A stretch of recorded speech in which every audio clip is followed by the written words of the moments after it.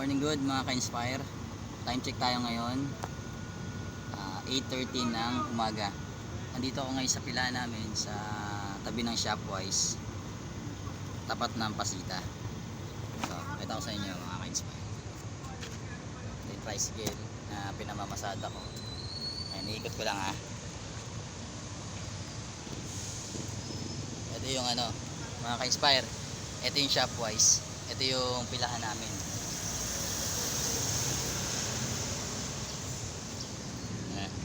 So, kape-kape muna tayo.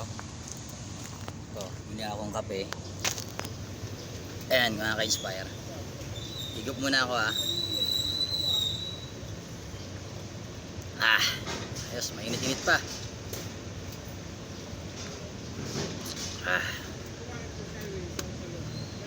Ayun mga ka-inspire. Biyahe ako ngayon. Tapos, mamaya-maya,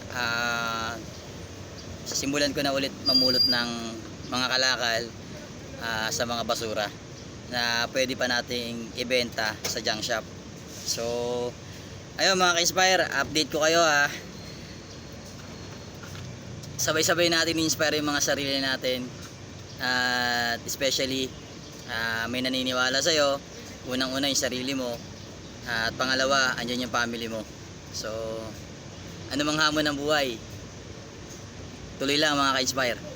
So paki-share na rin and like, subscribe para updated lagi kayo sa mga gagawin ko pang mga vlog mga ka-inspire.